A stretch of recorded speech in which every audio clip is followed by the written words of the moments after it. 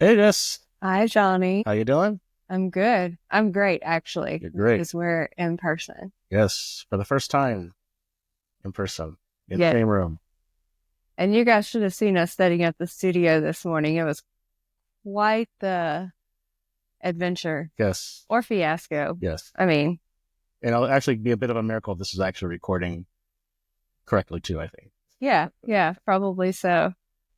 Well, today we want to talk with you guys a little bit about tablet usage, as in iPhones, iPads, I'll say recreational or play use versus using AAC devices. And we have a lot of experience with that here in this house because we have four boys with four AAC devices. So, Johnny, why don't you share with everyone how the boys use their AACs, like how often, kind of what we've experienced so far while we've been here.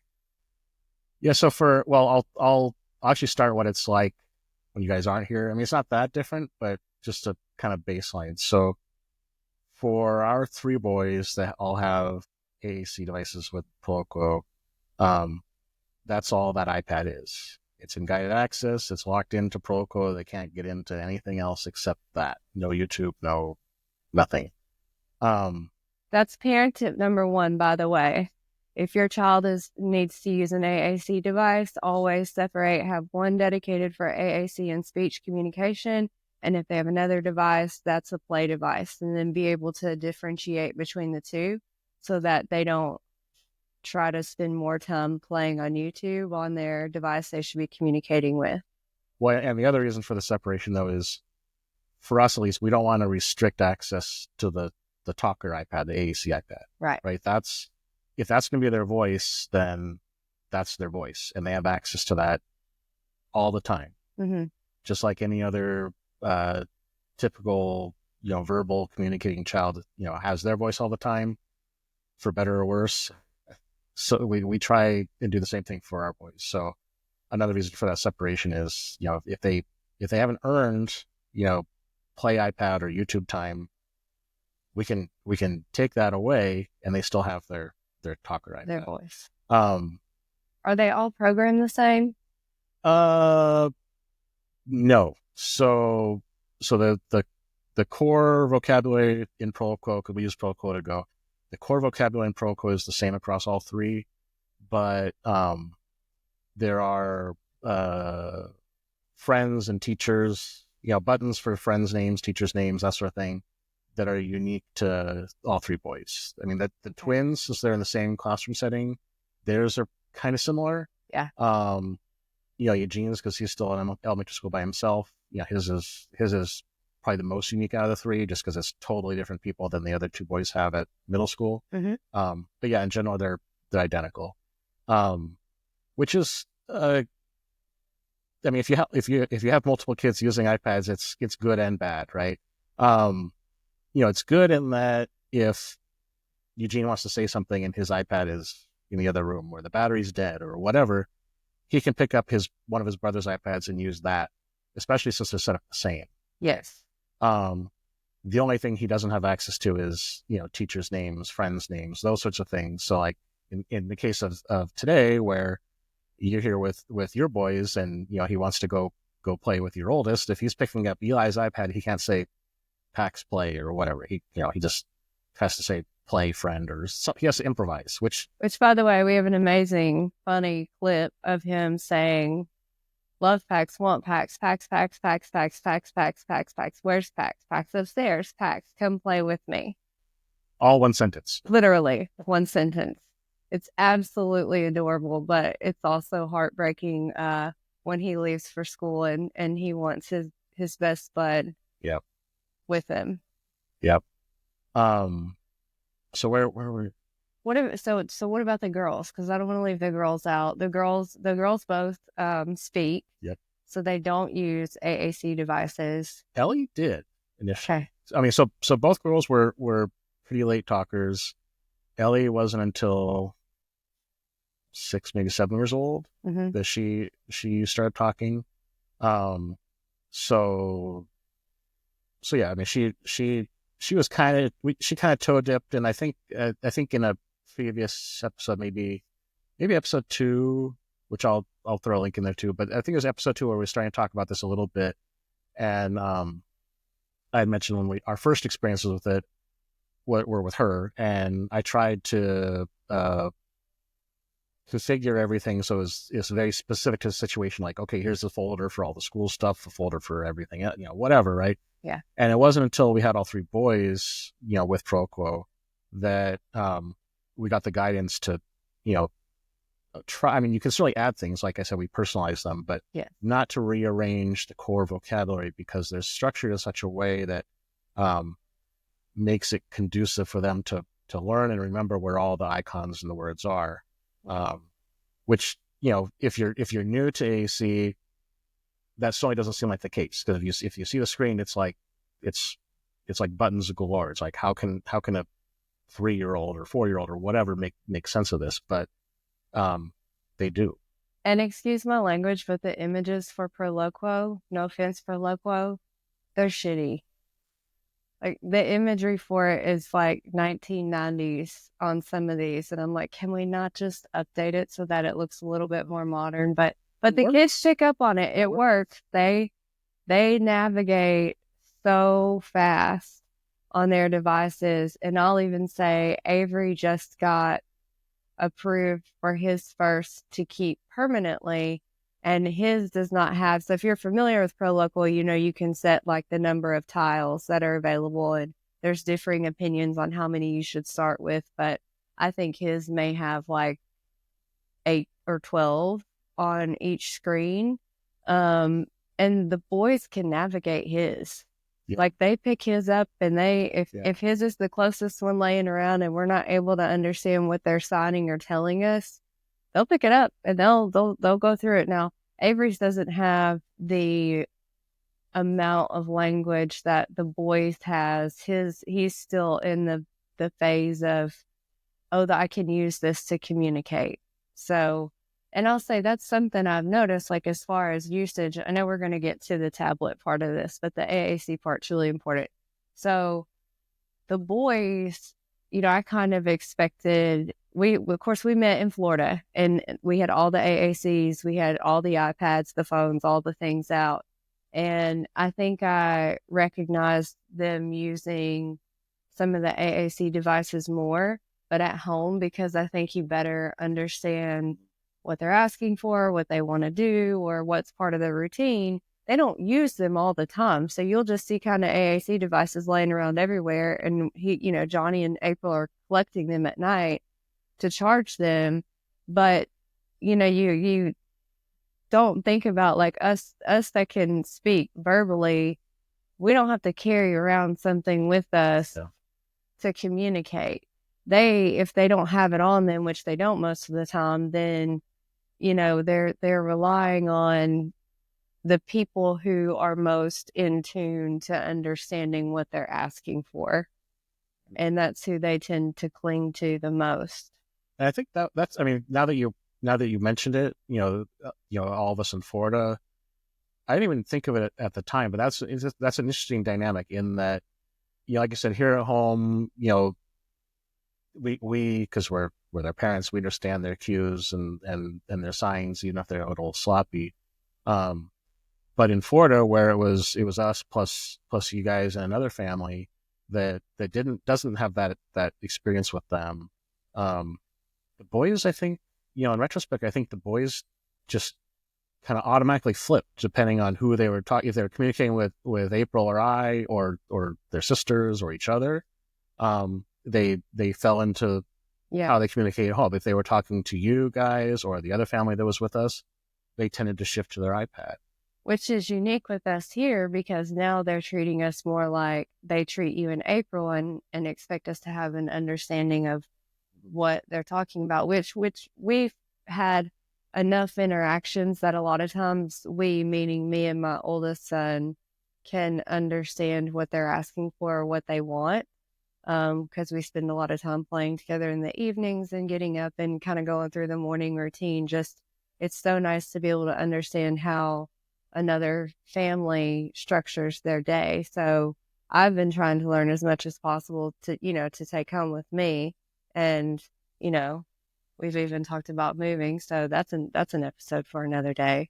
But, uniquely enough, so back to the iPad, the iPhone conversation, when we shared time together in Florida in a different atmosphere, it was a long drive for your family and the other family. For us, it was about 7 hours. I let Avery play on the phone or the iPad. He did not have his AAC on that trip. So he watches like the kids' YouTube videos. He likes to watch like Olympics and swimming and things like that. The same videos over and over, the same music video. And he had pretty much unlimited use.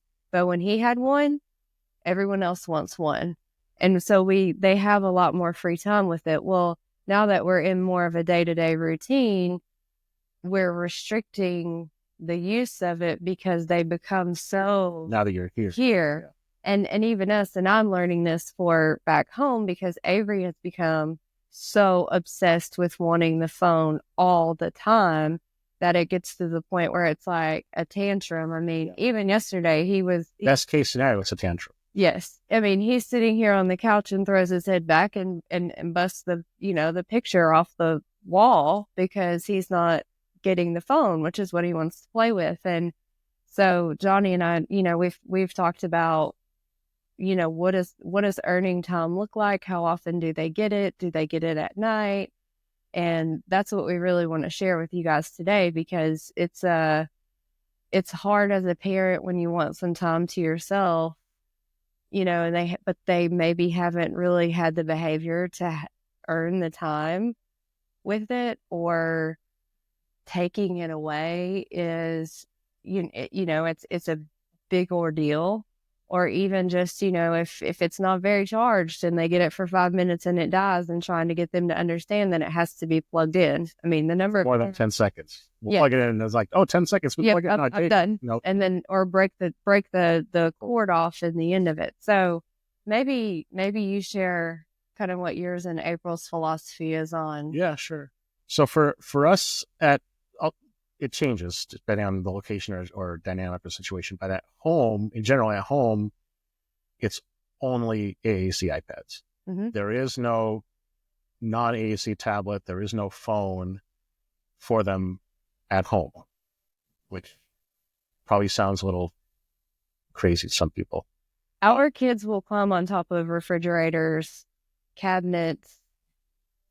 Yeah. They would climb the walls if you were to put a phone on the ceiling and Velcro it to get to it. Yeah, and there was a time when ours would too, right? This isn't like I know you're trying to adapt while the time that you're here and kind of move Avery in another direction, but this takes time and patience, especially since you have one, or in our case, several kids that are totally going out of their minds, not having something that they're used to, because they used to have tablets, or we'd give them our phones or whatever, just to like, okay, we need to make dinner, here, take a phone.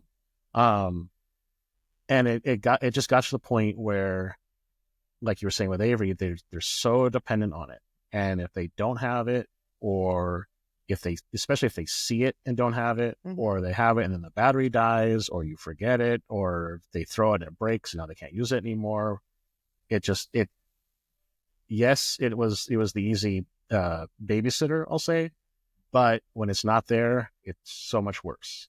And going through that process, it's kind of like when you have a newborn, right? And then they co-sleep, or they're in your room or whatever, mm-hmm. and they cry at night, and then at some point you need to get to the point where, okay, you're going to sleep in your room, instead of our room, and it's like, okay, not that you sit there and let the baby cry for 12 hours or something, but there is that kind of period where you have to let them adjust, right? And that's what we went through, but for the non-AAC iPads and I don't remember how long it took, and I think every kid's going to be different, but we were kind of forced into that situation because we had 3 boys that wanted devices all the time. Mm-hmm.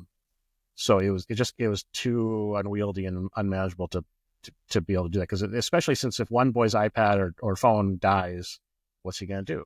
He's going to go after his brothers, and then it's a whole nother mess, right? So we made the conscious decision that we're gonna say, okay, we're not going to have tablets and phones and stuff. The only thing you can have complete unrestricted access to your AC, but that's it. So at home, they do have access to the TV and the remote, so they put on all sorts of stuff on repeat that would probably drive you crazy, just like I'm sure everyone else is used to also. So that does happen, but it's a TV. It's like to them, I think it helps also drive home the idea that, okay, here's a permanent fixture on the wall that you cannot take with you and carry with you, right? And that's your entertainment.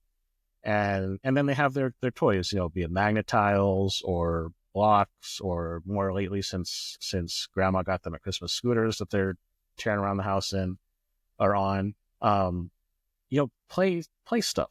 Yeah. Right. And it, like I said, it takes time and patience and getting through a lot of frustration to get them to the point where they do those activities willingly and get what they need out of that activity. Yeah. And not the phone or the tablet. But once you get there, it makes things so much, well, I mean, it's still a struggle, but it makes things easier. Yeah. Right. Like, if I look back to the time in Florida, like when we're going to go to the store and, buy t-shirts or souvenirs or whatever. And, someone was nervous about, well, like, okay, well, I don't know if I should go. I don't know how my kid's going to behave or whatever. It's like, well, you just got to do it. Yeah. Right. And, all these things with the iPads and the AC only, that these are all like building blocks to get you those tools in your toolbox, or your kid, but more important, your kid, his or her tools in their toolbox, right? So they can go out to the store or a restaurant, which we still don't do all that often, but we have, because they found other ways to cope and occupy themselves other than just watching Blippi on repeat or whatever. Yeah. Now, where that shifts though is like in Florida, when we travel, like in Florida, and we should probably do a travel. Well, we should probably do a Florida, and we should probably do a generic like travel type. Yeah, for sure. So too, but so when we travel, we bring tents for the boys. So we have 3 boys, so we have 3 tents, and these are like 1 or 2 person tents off Amazon, and that's where they sleep at night. So they each have their own little environment. They have their preferred toys, be it stuffed animals or Hot Wheels or blocks or whatever, and they get a non-AAC iPad. And they don't get their AC iPad because it's charging for the next day. So that's typically the only environment where we will allow them total unfettered access until the battery dies to a tablet that can do YouTube and all that kind of stuff. And that's just so that I'll say we can get sleep. Yeah. Right. I mean, it helps keep them occupied and calm, and then they eventually go to sleep as well. But that's so that we can have some downtime. They're fully entertained. We know they're safe because they're in a tent that, like again, for a later episode, that is zip tied shut. But we know they're safe. We know they're occupied. That way we can get some downtime and sleep. To get ready for the next day's adventures. So a couple of thoughts as you were talking. When Joni mentioned the kind of unrestricted access to the TV, the difference in, I would say all of our kids, I haven't noticed our kids sitting down and watching one full episode of anything. So a lot of it is they have their, ours don't either. Yeah, they don't. That's what I mean. They don't. So they have the remote, and the remote shifts between 3 different boys, and it's more channel surfing and then fast forwarding to one part, and then they're done.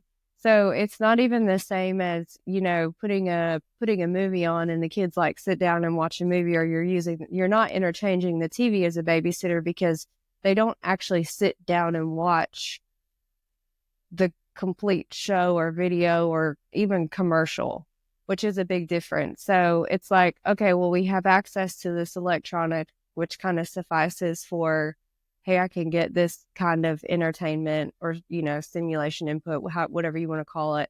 But they're not, they don't sit still. So someone might sit still for like 30 seconds, and, one of the kids will want you to sit with them for a few minutes, and then they'll flip through 100 channels, and then they're done with that and on to the next thing. The second thing that comes to mind is, which this is something that I've had to work on since I've been here because I'm also working here. And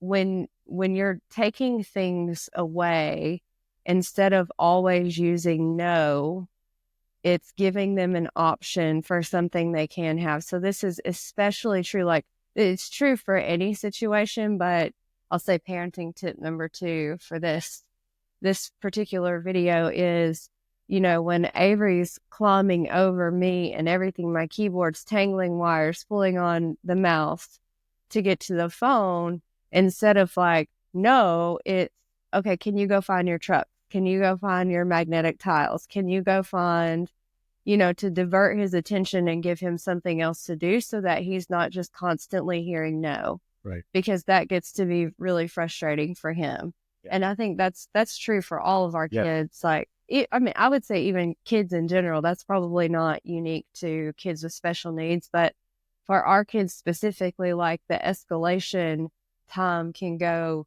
from 0 to 100 faster than the fastest car out there that can do it. So and then de-escalation, takes time. Yes. The third thing that I thought of is, you and I are in the unique position to work from home.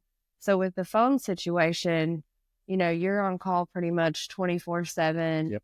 I'm checking emails or checking, social media for the work that I do for various companies outside my full-time job. And if I can't actually pick up my phone and check things, or I have to set it aside, like I'm not able to work because my child is so obsessed with getting to my phone. And that makes it really frustrating. So once you do establish that, okay, we don't get tablets and phones at home, it makes it possible for us to not have to leave the room to do the things that we need to do. Right. And that makes it makes a big difference because I'm not to that point yet. And so when I get frustrated, I'm just like, no, stop. And, that's not helpful because then I end up having to just stop completely what I'm doing, put my phone like somewhere I've hidden it from myself. And then I'm totally out of the loop until he goes to bed.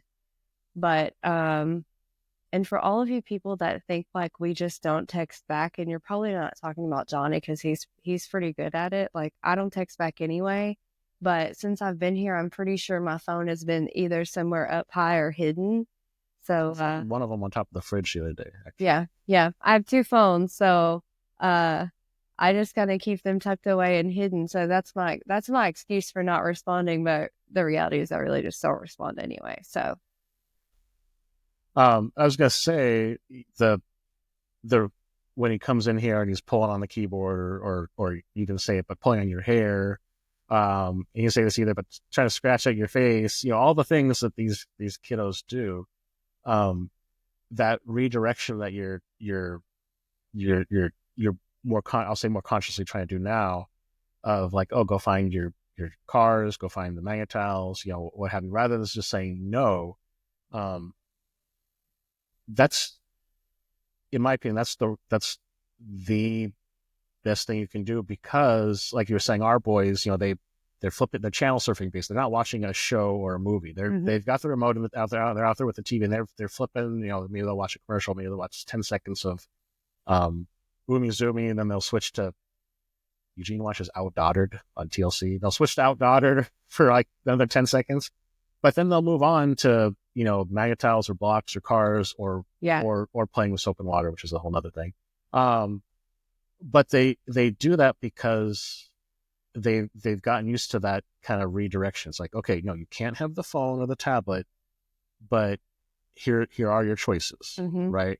And then it starts to train their mind, I think at least, it starts to train their mind so that when they can't have option A, then they can start to, they're aware, can start to think of, okay, what are my other options? And they may not always be good options. Like I said, a couple of the boys, their next option or third option is to go to the kitchen sink and empty out the soap and put it in cups and fill with water and go dump it all over bedrooms. Yeah, and Avery's is taking the dog's bowl and just flipping it upside down because he loves to splash and sit in water. There you go. So, But they do make other choices that are better, like playing with tiles and the cars and those sorts of things. So I like I said, it's a process, and it's going to take patience and diligence on the parents' part. yeah, Um, but man, once and we are not the ideal model. We have,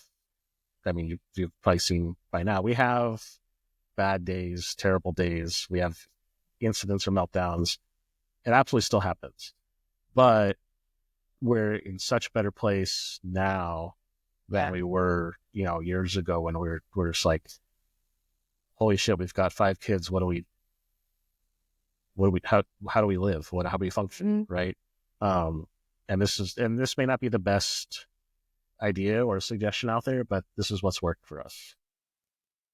Yeah.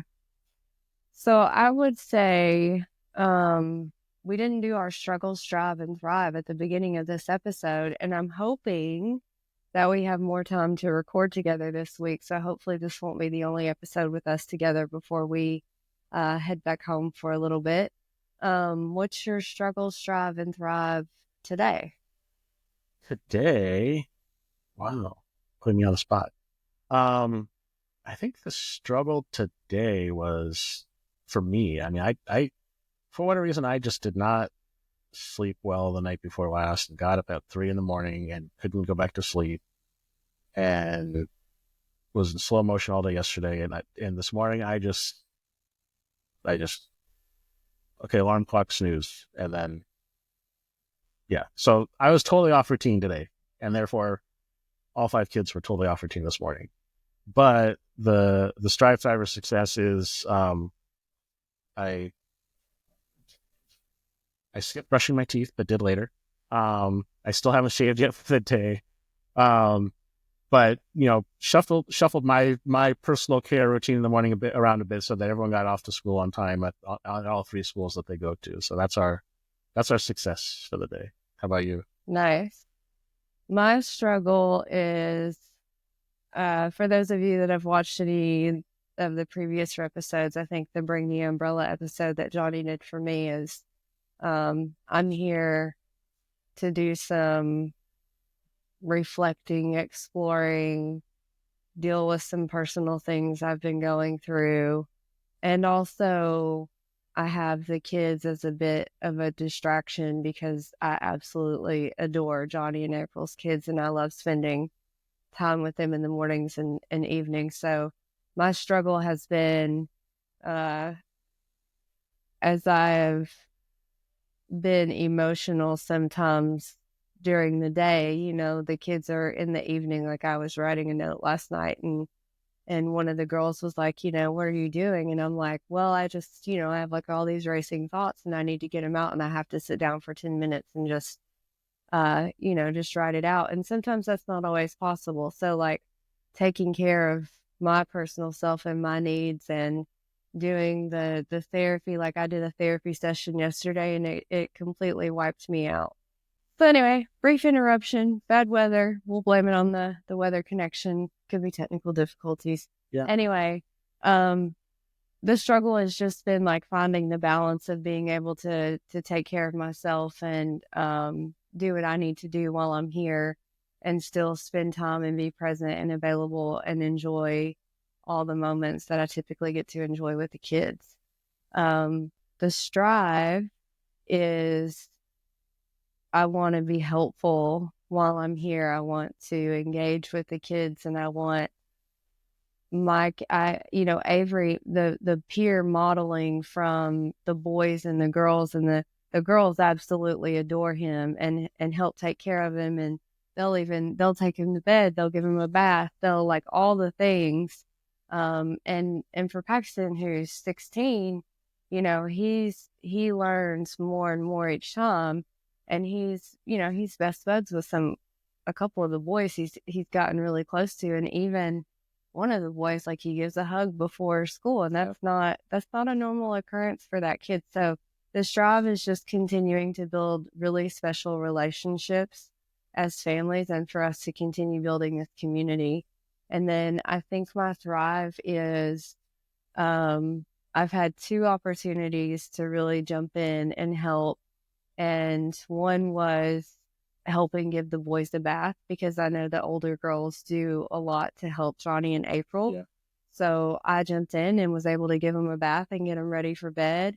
And then this morning, like Johnny was struggling and off routine. So the girls helped me know the routine, and I went and got each boy up and got them changed, dressed, and ready, and then learned how to do meds. So, we're focusing on ways to provide each other some relief or to step in. God forbid if something were to happen, like we are trying to create an atmosphere where we feel less alone, and I think that's a huge thrive.